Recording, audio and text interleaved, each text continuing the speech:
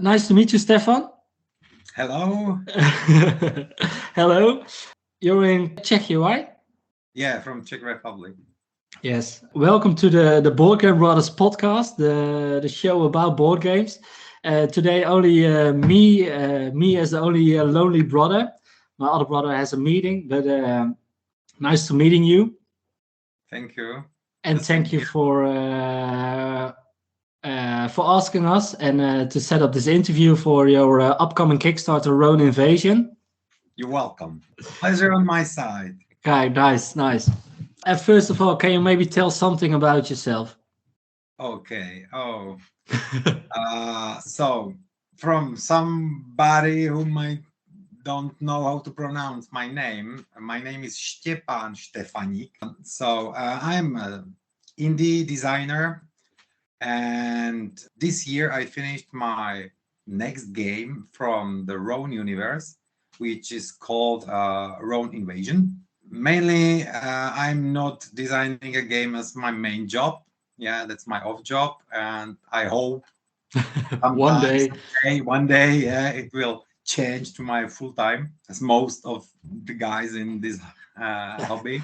Yes. So yeah, I have 2 kids and a wonderful wife, and I enjoy life playing the games with my kids and wife, and that's what I love the most. Yes, great.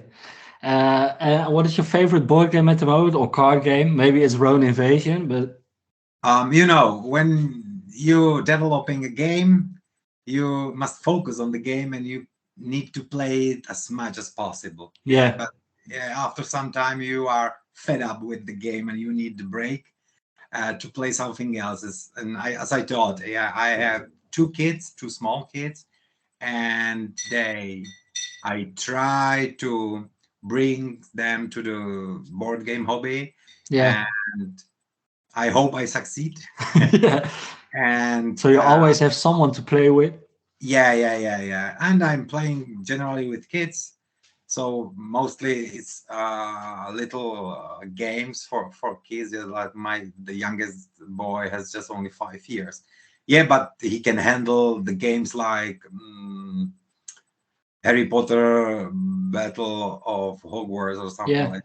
He can't read, but he remember all these cards and he just he, can kn- play. Yeah, he 5 years. knows what to That's do. Yeah, the yeah. memory is So always so good from the kids, right? yeah. So I stuck with these kind of games, but they are great. And other games I play with my wife is like a Clank. Oh yeah, we really like deck builders, so the Clank, Hog Waters, and so on.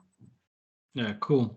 I read that I don't know where I read, but your daughter has play tested a lot with Rone Invasion, right? Yeah. It was. Yeah, Yeah, I read it in the rule book. A special thanks for your daughter. Yeah.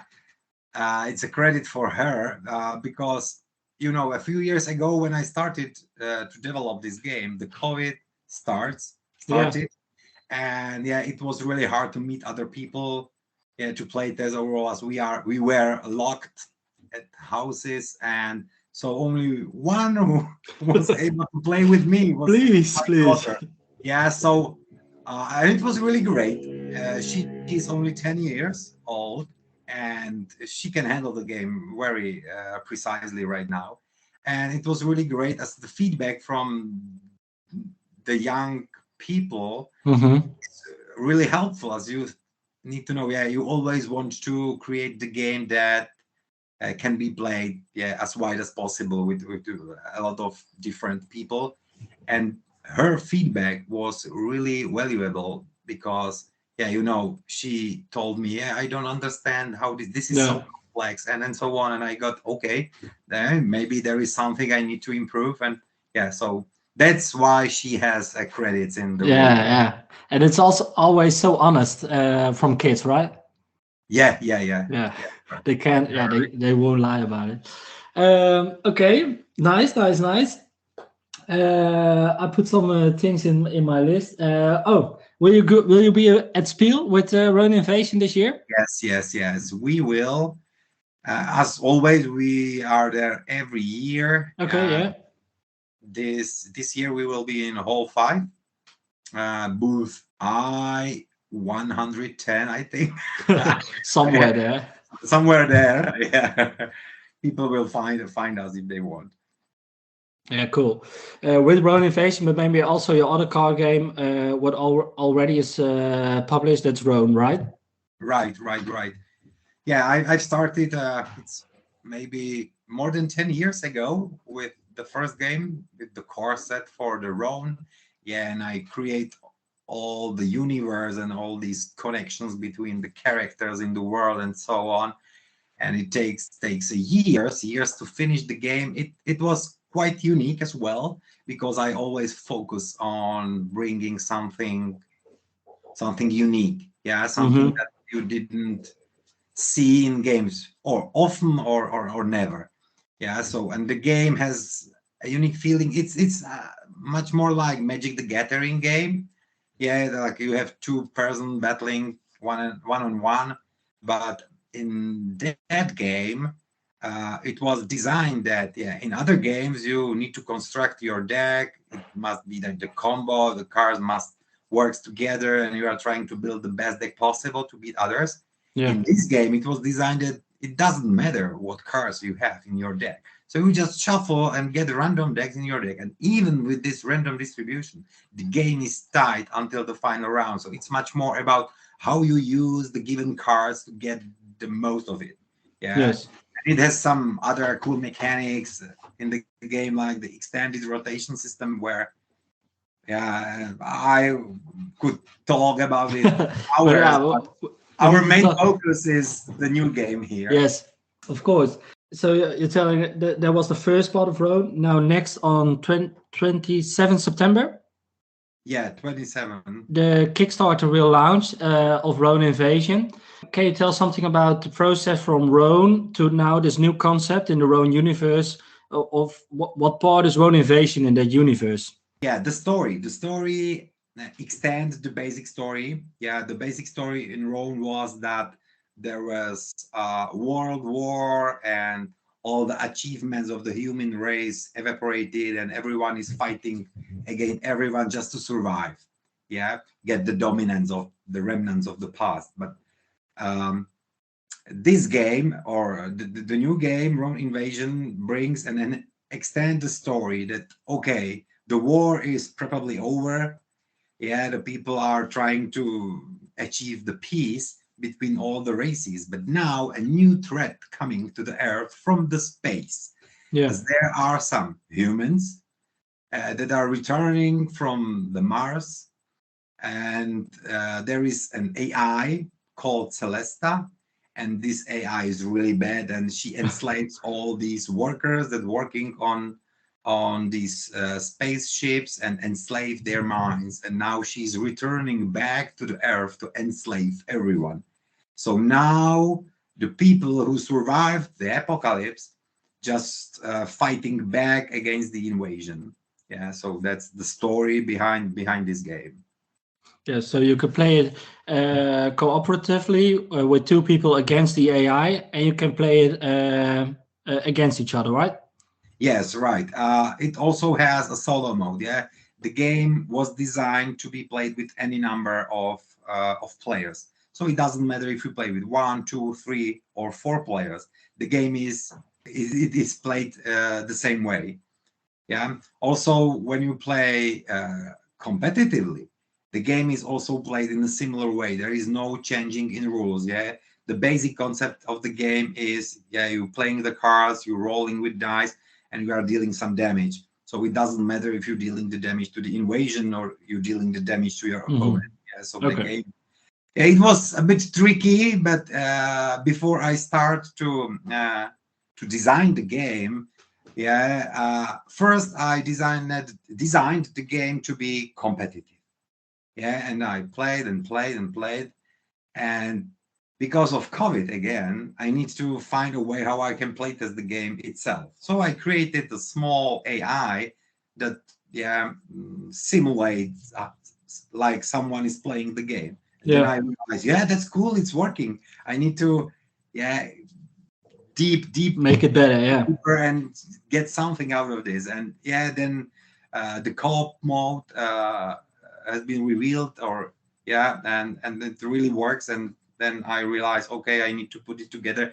And from the designer perspective, it was really hard to design a game where you have both of these modes together in one game. Yeah. Because when it was competitive, there was some effects that cannot be easily transformed to cooperative mode. Yes, the effects was just, for example, destroying a hand in your opponent's cards in your opponent's hands. Yeah, and it doesn't work against the AI. Yeah, so it must be changed. There was, I think, a quite big challenge to put all these little things together. But at the end, I think it works, and both of these modes, if you play co-op or competitive, works pretty well. And it's quite special that it works the same with the same cards in your deck, that you have all the language on the cards that matches also for the AI. Yeah.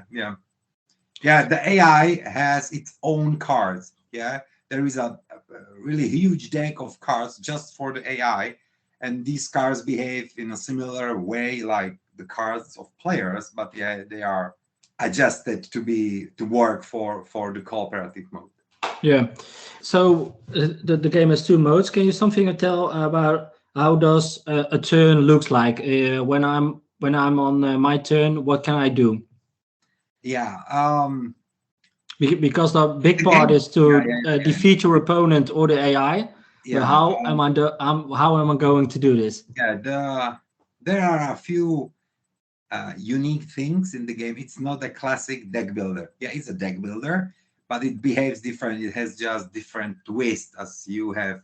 Each player has its own market from their buy their card, so they don't mess up that I need that card and you bought that one and I need it. Yeah, from other games. So everyone has its own market, and the game itself, it's really easy. It has 4 steps, where the first one is that you have your starting deck, you have a starting card, and you start drawing one by one cards, and you can draw as many cards as you want. It's up to you, because some cards, I can show it here. I have some cards here, and because some cards have activation cost, so you can see there up here there is 2 green symbols shown here. So you need to have 2 green symbols, and here is the most unique thing in the game, which is these funny screwable dies, where you can screw and unscrew these little screws from dice and customize. And it's a dice crafting game where you craft these dice, and you just simply roll. You have 4 dice during the game, and you just roll with these 4 dice, and you just roll some of these colored symbols, and you need to match the colors on your cards you have in your hand with the colors on your dice. There are some, it might look like it's completely random game. Yeah, you draw a random card, you roll, you have a random output from your dice, but there are mechanics that tie everything together. Like you can exchange 2 dice for any color you want. There are some other modifier dice. Store the resources so you can use them the next round. So it's a difference. It's really hard to explain the game, how it works, without showing all these components. But and a big part is you choose how much cards you draw. So because one of the point in the game is that from in other deck builders, you draw 5 cards and you can do whatever you want to do with these 5 cards. You just play the cards and do the stuff. In this game, because you do not know how many cards you would be able to play because of the colors, you need to play the cards. Yeah, so you have a different colors on cards, and you just roll some symbols, and the cards that you didn't play must go to the garbage dump. Yeah, there are 3 piles of cards. It's your deck, it's your discard pile, and it's a garbage dump. And garbage dump is something really bad for you. You don't want to have a cards in your garbage dump, because when you reshuffle your deck, when your deck is empty and you need to reshuffle these cards, all the cards in your garbage dump cost you a life or an armor. Yeah, so if you put a lot of cards there, you lose a lot of life. So you don't want to have cards there. So you must think about it. Do I really need one An more extra card? card, yeah. Yeah, I might have a better output, but I might have, yeah, that's the risk you are facing each round. Yeah, draw more, draw less. Yeah, it's so it's a push your luck element in the game. Yeah, like, hey, okay, I will draw one more, and you draw, oh no, I didn't want that. Yeah, why I did it. And yeah, that's fun in this game. Yeah, fun element. So Yes. so again, you draw as many cards as you want, then you roll, then you match the colors, and that's it. That's it. The rest, what left in your hand, the cards left in your hand, and the colors you didn't use from your dice are stored for the next round, and you can use them the next round. Yeah, there are some mechanics that allows to use them, and that's it. So nothing is wasted. Yeah, even you draw more cards, it looks you played bad, but no. The resources are stored, so you can keep them for the next round and do much better round the next time. Yes. So it's not completely a wasted turn or something. Yes. You always will come up with something every turn. Yeah, it's really hard because when you start the game, your dice have just only one color screw on each side, different colors, and one side is empty. Yeah, but once you during the game, once you progress and put more cards on your dice, you have much more chance to roll more symbols. You can count with it and work what you can draw, what you cannot, and there is a lots of decision making during the game. Yeah, every round you have, it's like a small puzzle. Yeah, for example, from the round 10 or 11, there is a lot of options what you can do during your turn, and just it just escalates, and you need to really think what to do. And that's really good point about this game. It can be played simultaneously. That's really cool because you don't need to wait on everyone to finish their turn. Yeah, everyone is trying to resolve their own puzzle, and once they resolve what cards they want to play or is the best to play, then after all is over, all finished their turn, then they just can talk, okay, I will first do this and you this, and just make the order of the effects. So this is really cool because there is almost no downtime in the game. Okay, and how do you? Is it an action to modify your dice? Or do you use resources to modify it? Actually, you don't have actions in this game. It might be like action, but when you play a card, it gives you some resource. It's called a spare part in the game. Yeah. And you can spend this spare part for some action. So more cards you play, more spare parts you get, more actions you can do. So everything is connected to one to each other, and you need to think how to do it in the best way every turn. Okay, and to get new cards, I saw on a movie I watched, you need to make it a discount on those cards in the market, and if you have put enough tokens on it, then you can achieve the card, right? Right. Yeah. Unlike other deck builders, when you need to collect the resources in one turn to be able to buy a stronger card, so you need to have much more resources to make your deck really powerful. Better. Yeah. In this game, if you want a really powerful card, you can just put every turn just a bit on that card, and when you have enough, you just buy it. Yeah, so it can take 2-3 turns to buy some card, but if you really need it, you will get it. Yeah, so this is the part of the strategy, and you can focus on that card and try to find the synergy with others and try to utilize all these things together. And the market, everybody has his personal market, but is it the same stock of cards? Like not each player has his own personal stock, I think. No. Its market is filled from the same shared deck of cards. Yeah, so that's it. Yeah, okay. Perfect. So that's it, and now you need to just defeat your opponent with the right decisions and the right puzzle, and use your cards. I will show it here. We will see if it can be seen, but there is one more mechanic in the game, and I will show you. Find some cards. Oh, too many cards to find the right one. Okay, here they are. I will try to show it. It's every turn, some enemies will be revealed, and the players just playing together to defeat these revealed enemies, and they are stacked this way. Oh, wait, I will turn it this way. Like each card has these two rows of statistics, yeah, and I will show some better ones this way, and they are stacked up, one on each other. Just only the bottom line. Yeah, We'll the see. bottom line is in, and the power of the topmost card is the sum of all the symbols you see. So the more cards, more players, there is always one card for each player in the game. So Okay, yeah. so it is much harder to beat the topmost card if you are playing the game with more players. Yeah, so this is set up for two players. So you reveal just 3 cards and you need to defeat them. Yeah, so once you defeat the topmost, then it's gone, it dies, and now you need to defeat this one. When you defeat this one, it goes to this, and you need to defeat it. If you defeat all of these, you are a lucky boy, and you can applaud yourself. Okay, we are really You're the best ever. yeah. So if not, they strikes back, and you lose a health, and then you lose the game. And that. No, Oh, sorry.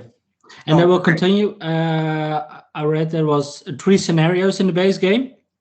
Yes. The game contains a little campaign that is split into 3 scenarios. So the first scenario takes 16 turns.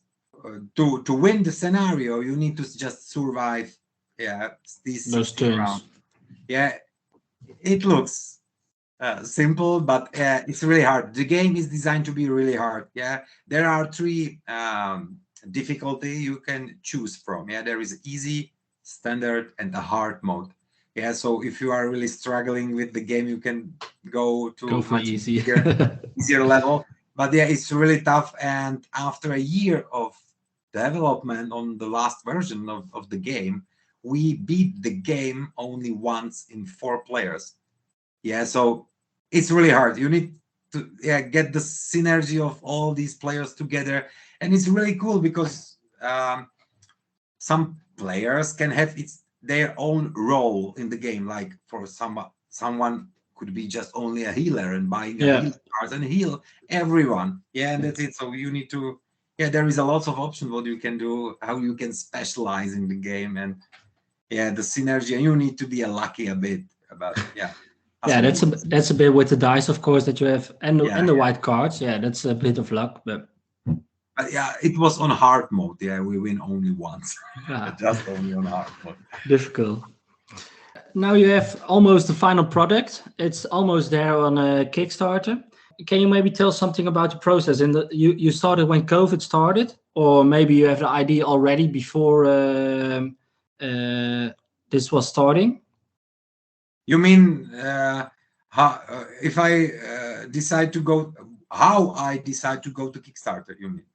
Yes. From you had the idea of Rone Invasion, or to make a new game in the Rone universe, I think.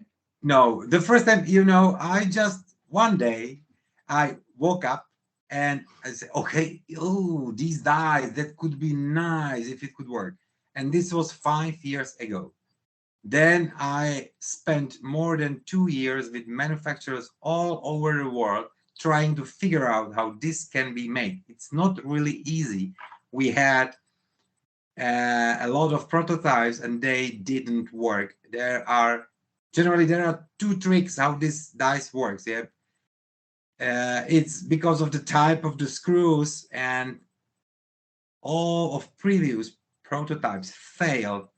Yeah, we need to change the how it's called in English, density of the screws. Yeah, so it must be different from the density of the dice, because the force that sticks for the balance together. only works really good if there is a different density on these cards, and yeah, we need to dig and mine all this information from the manufacturer, and yeah, it was there's a really lot of science behind the dice. yes.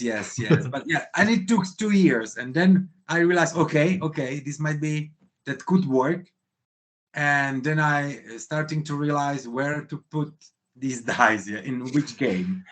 And then I came, I had a Rone universe. It's a post-apocalyptic, and these dice is also quite post-apocalyptic. Like, in the post-apo universe, you are screwing things together to create something, and that's the feeling is similar. You are just screwing these dice to build, to create something. So I realized, okay, it fits the theme, and then I built and starting to work on this game, and after another 3 years, it's here. It's here. Yeah. It's always such. We as gamers or board gamers or card gamers or what else just see only the final product, and we don't know how much time or how much science in these dice. We only see the product or the final product, so it's always quite funny or interesting to hear what was there first in this particular way. The dice were first, and after sometimes, a game, it's really surprising. and all the time and effort, like you 5 years of 2 years only developing a dice. That's quite that's not an easy way. But as I said before, it's not my full-time job, and I can spend the time off just to create these things, and it getting slower because I am not doing it every day. So that's why it takes so long. It might be shorter if you are a big company, but always. I mean, I think that to develop such a complex game is impossible in less than 2 years. For example, if you want to go on Kickstarter, you need to have the game ready 6 months before the Kickstarter go. It must be 6 months before ready to be manufactured, to be shipped to the reviewers, getting back, and so on. It's a month after month of work. So you need to all these things 6 months ahead. Then you need to work on the game another year or a year and a half. So you need to start 2 years, maybe 3 years before the Kickstarter will start. That's really insane. But this is how it works. yeah. What is the best part of Rone Invasion? For me, the dice. I always said people, this game is not only about the dice. There are a lot of cool mechanics you can discover, but the dice are great. The feeling when you screw a new screw in the dice and then you roll it, that's so satisfying. It's really cool. You're really making your own set of dice. Yes. And I saw it on a movie. The screws are not only for the dice. You use it as resources or as tokens on your health and armor. You use it as tokens on the cards. When you are experienced designer, and I have a few games in the past, it's like you start thinking in a different way. You start thinking how to reuse the components. You are thinking about the final price of your product and so on. And I need to cut the price down. And that's why it comes, I need to use these screws just for everything. And everything, they are used for any action you do in your turn. The screws are used. So, and they can use for anything you need. For example, to remember that, I need to do something. I put a screw there because it's the way. But I think that's also a strong part to use. Then it's not only a thing for the dice that it maybe makes it a bit gimmicky, but also to use everything with it. The screws are a used part in the game. You mentioned that the gimmick. Always the people always ask this. It's just gimmick. How it should work. But once you try it, You will You realize want how it. simple it is. Yeah, it's really. I have just a big screwdriver here. It doesn't matter. But I will unscrew this one, and you can just simply, with your hand, you can just put the screw there. You just rotate the dice, okay, and And it it's is done. there. Yeah, so you can put it inside really easily, and it sticks there because of all this science we did Yeah, 2 years. yeah. And you just need to unscrew it if you need to get it out. Yeah, so and it really works. From my point of view, I think it's better than other dice crafting games. Yeah, where it's really sometimes it's really hard to remove the parts, the places from the dice. This is really easy if you know how to screw, and most people do. Yeah. Yeah, so it's really simple. Anyways, even that I find a lot of people they don't know how to screw. Yeah, really. During the playtesting, yeah, sometimes it happens when they are just as younger girls. You can accept that. Okay, they never touch the screwdriver. They don't Yeah. know which way to screw and unscrew. But if they are 40 years old guys who they just completely destroy the screw inside of the You, die and say, hey, it doesn't work. no, what are Okay, you doing?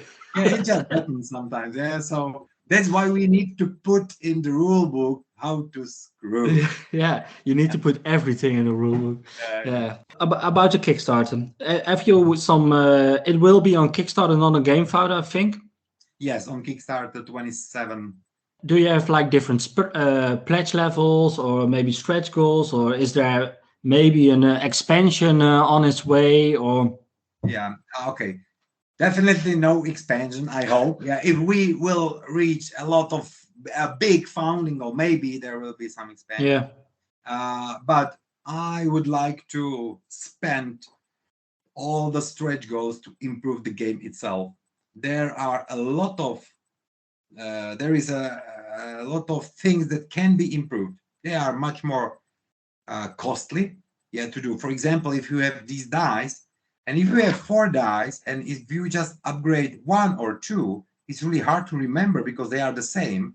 And if hmm, you see them roll it, and you don't know what is on the other side, so you need to pick the die, look at all these sides, say, okay, this is the one I want to re-roll, for example. So it will be great to have some symbols on the edges. Yeah, so you know there is number 1, 2, 3, 4. So you know, okay, I put red symbols in number 2. 4. I Yeah, need red, so I will reroll the die number 2, and so on. Yeah, so these little things, yeah, I would like to improve. Yeah, there is a lot of them which can be improved. So yeah, all the stretch goals, or at least the first ones, will be mainly focused on improving the content of the game. There will be a Kickstarter exclusive campaign just for Kickstarter backers, and there will be 3 type of pledge levels, as they are generally the same. There is a base pledge level where you just get the game, and the base game is for up to 2 players. Yeah, so the game can be played only with 1 or 2 players, competitively, solo, or co-op. It doesn't matter. There is a second pledge level that you buy the core set and 2 additional boxes for another players. Yeah, so the hmm, game can be played up to 4 players. And the last pledge is all-in pledge, where you also get dice trays for each player. You get these. Yeah, I will show. There are some plastic boxes for screws. Yeah, so you can yeah, easily handle these. So these are just, but nothing really unique. Yeah, in these levels, you just get the game. Yeah, there yeah. is no. And that's the best part, right? Yeah. Nothing as that. So I wanted to keep it clean, simple. Yeah, you just get what you get.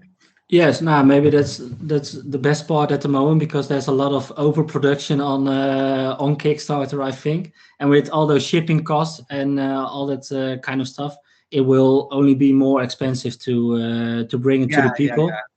This game is not that heavy.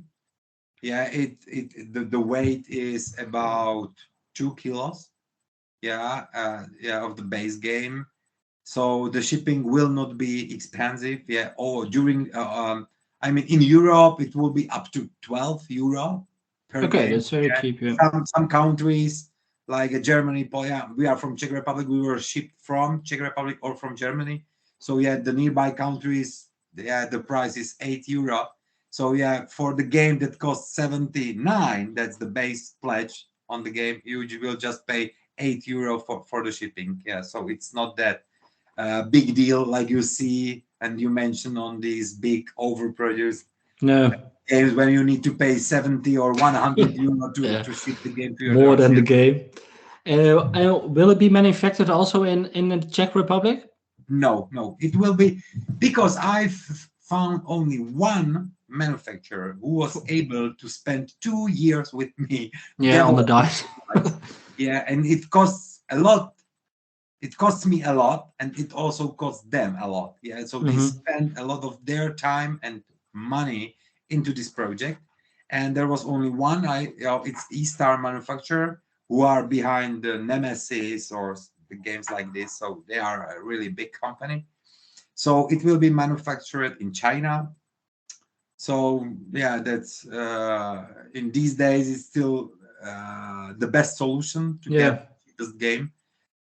Sadly, but it's true that the game must travel thousands of kilometers to be the cheapest one. But No, but it's also quite nice from those guys that they put also a lot of time and effort, and then it's also feel right to go with those guys to manufacture it, right? I really appreciate it, because without their time, it will never be produced. No. Okay, there's a playable version at Spiel, I think. Yes, of course. We will have some prototypes there. Cool. I will come by on Saturday or Sunday to check it out. Yes, of course. You are welcome. Thank you. Where you can screw the dice before they screw you. I really love that sentence. That movie, that Kickstarter movie, I really like it with the dark voice. And we didn't. The artwork of the cards are great. I really like the feeling that it appeals, the post-apocalyptic, the atmosphere. The atmosphere. Thank you. That what you wanna tell is really great. Someone else did that. There was the invasion itself. The card from the invasion deck is done by one illustrator. His name is Petr Boháček. It's a Czech illustrator from Czech Republic, and the rest, most of them are used from the base Rone. So we reused about 60 or 70% of images, and we need to create some news because there are other effects. But overall, what you will see in your players' cards is the same generally what you saw in the basic Rone game. Okay, but that looks really good. Is there maybe something else you want to share that we didn't talk about it? Wow, I think we talked a lot about the game. I think there is no hidden or things that we didn't mention. Overall, I would just like to invite people to watch, to follow the project, watch how the game really looks. And there are some new reviews coming out soon from the Rahdo and other well-known YouTubers. So you will see what they like and why they like the game. So stay tuned, follow us, and you will see. Check out the Kickstarter. Yes, check out. And drop by at Spiel if you're going. Next year in Spiel you can buy the game. Okay, that's what you're going for. And is it realistic? Our estimated delivery date is August next year. Okay. So even if we will be slightly delayed, we still can manage the Spiel next year. And that's the our main goal. Yeah, the same like the previous game, Rone. We sold a lot during every year in Spiel. Yeah, so yeah, that's you lose a lot of opportunities if you didn't manage it. Yeah, if you not be there at the moment. And of course, the Kickstarter is still available at Spiel, so you can show people the prototype and they still can back it, of course. Yes, I will encourage everyone to visit our booth in Spiel and try out the game and see. Feel the dice. Yeah. Try to screw and unscrew. Of course. To prove yourself, it's not a gimmick. No, and worthy that you can screw something. Okay, then I really want to thank you for your time. I thank you invite me to this show. No problem. And good luck with the Kickstarter, and we see each other at Spiel. Thank you. Bye. Okay, bye-bye.